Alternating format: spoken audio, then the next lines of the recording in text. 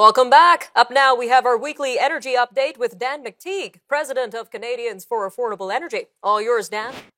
Well, thanks very much for that, Nima. On such a beautiful day, it's kind of hard not to notice that spring is here, and with it has been finally some increases in gas prices that we've talked about in the past. The switch over from winter to summer gasoline, that is a thing. I just want to explain to people what that means because it happens in different parts of the country at different times, but it all has to happen by about the 15th of April, and it switches back to winter gasoline on September the 15th. So the same routine. This year we saw what amounts to a net increase, at least on the markets, of about 8 cents a litre. Markets, of course, have been in retreat, so we didn't get quite the full effect of that, and that's probably a good thing.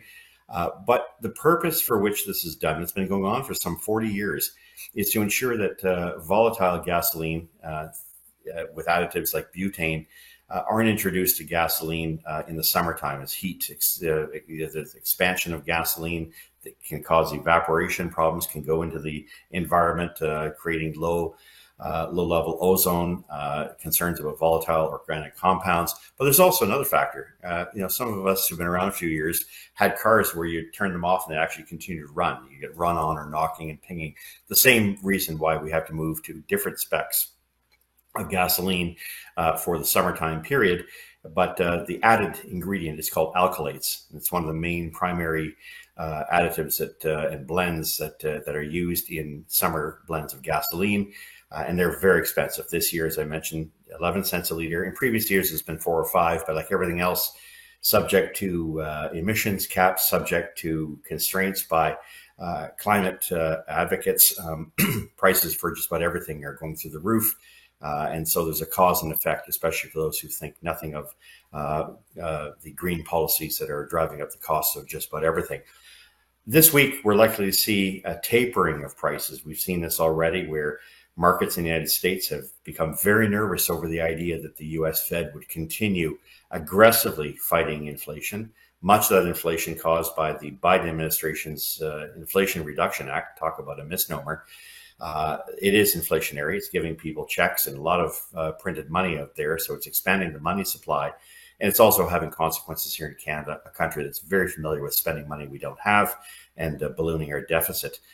Both are having the effect, of course, of raising inflation, for which there really is only one tool by the Fed, and that's to try to tamper that or at least put that inflationary fire out with higher interest rates. So that has markets really nervous about demand destruction, about a slowing economy, all of these things, which up to now have been proven significantly untrue. Not only the untrue, Nima, we're looking at a circumstance where we're actually going to see about a 3 or 4% increase in global demand for oil and gasoline.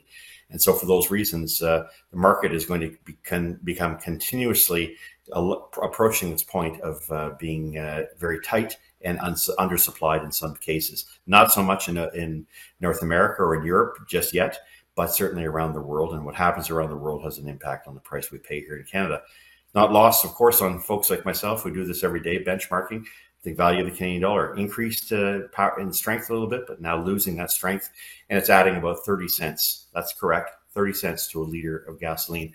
Imagine every other commodity we consume in this country, Nima, that is priced in US dollars. That's all commodities.